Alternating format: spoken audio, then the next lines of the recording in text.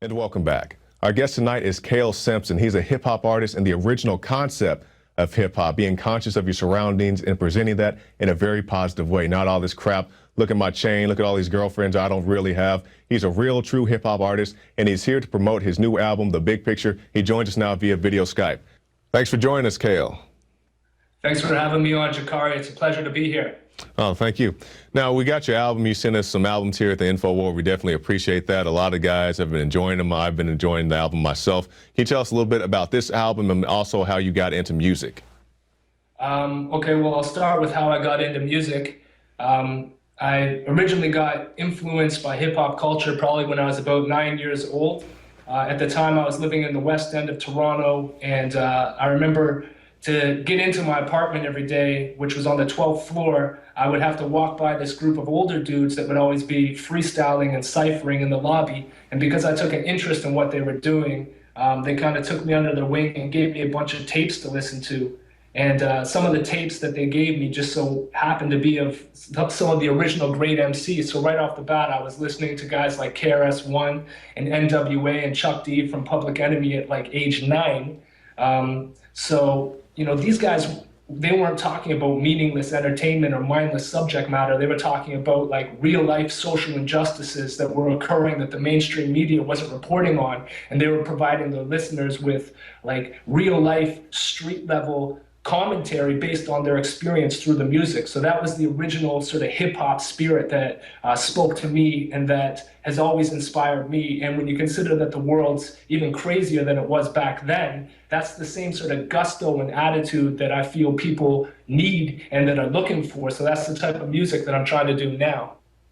And then in terms of The Big Picture, the album that I just released, I started writing this probably about 3 years ago. And, you know, I was basically just very uninspired by a lot of the sort of fluffy, gutless music that I was hearing on the radio and seeing on MTV. And, you know, I felt that it was very detached from the reality of, you know, what's going on in the world. So I wanted to make music that more accurately reflected our time. So, you know, I started watching documentaries and going to websites like INFOWARS.com. And, you know, I ended up writing a song called Reach Up, which I recently released a video for. That was the first song off of The Big Picture. And you know, that it sort of talks about a variety of issues like economic inequality, government corruption, basically everything. It's sort of a summary of where my album would go, The Big Picture.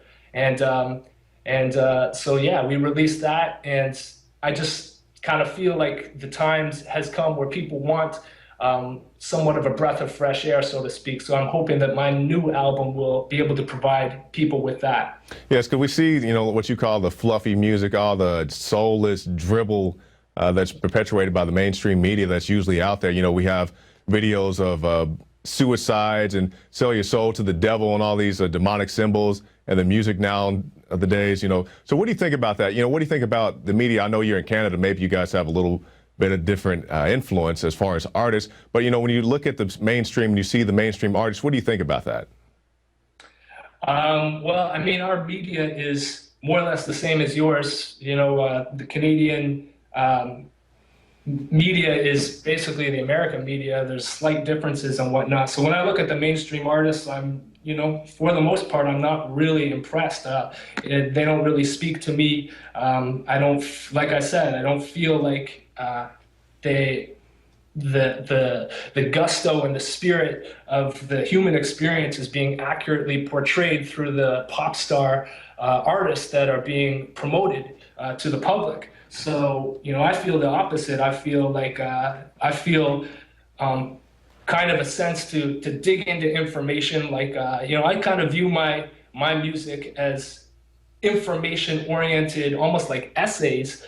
You know, because I'm driven by just getting the message out there. You know, I don't care about money. I don't care about all the superficial stuff. I don't care about being popular, being cool. But I do happen to have an inquiring mind, and I do happen to have this ability to rap that I've had since I was young. And for whatever reason, people do seem to think it's cool, or they respect it, especially younger people. So really, I'm just trying to use my medium to help contribute and to try to help towards making a positive difference. And how I do that is by spreading information through my lyrics to hopefully increase awareness about some of these real issues that are affecting us all, and hopefully provoking thought and inspiring other people to start taking action in their own ways, so that collectively we can start to get some positive social change happening.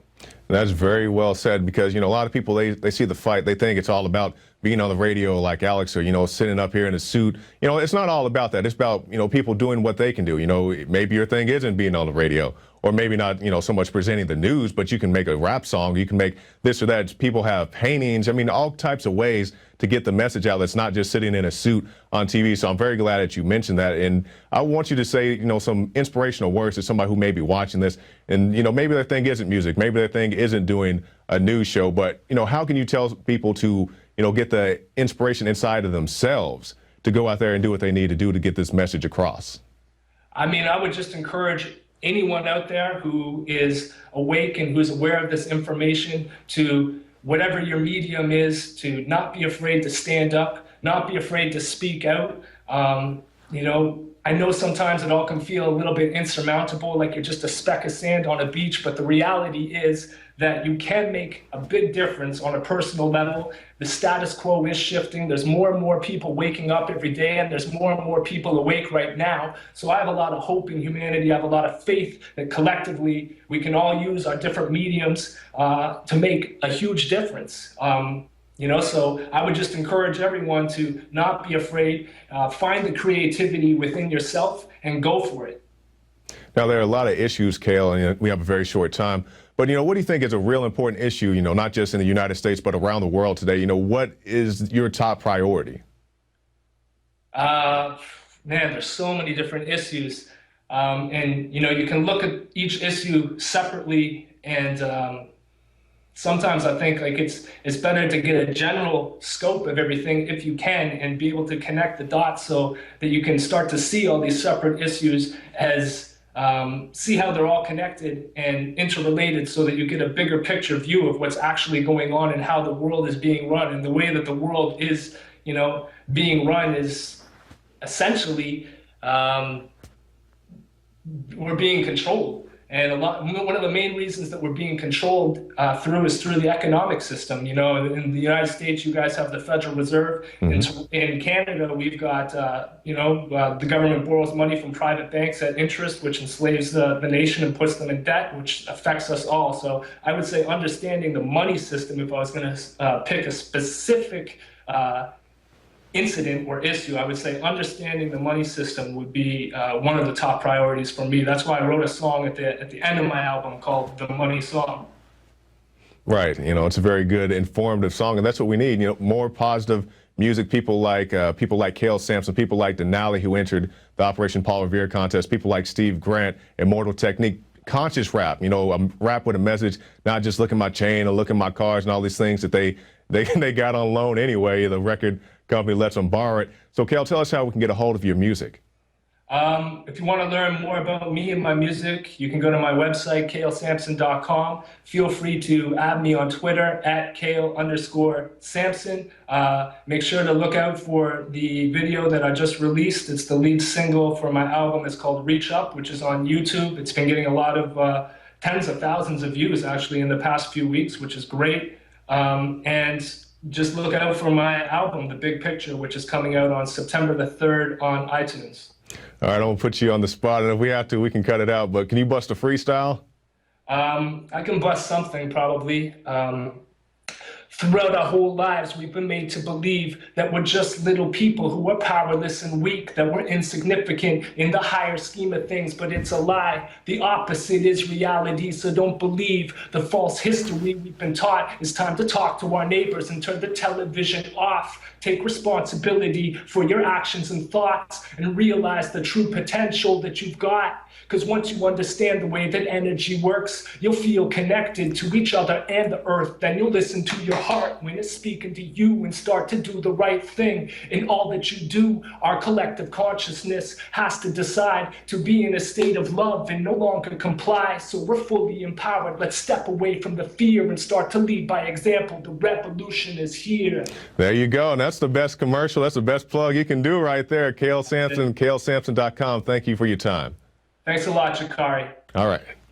And if you'd like to learn more about how hip-hop is really supposed to be, stop by the INFOWARS store and pick up the Professor Griff book special. You can see them all right there. 3 great books: Acapella Revolution, Analytics, and the Psychological Covert War on Hip-Hop, all available at the INFOWARS shop. Well, that's going to do it for this edition of the INFOWARS Nightly News. I'm your host, Jakari Jackson, and we'll see you next time.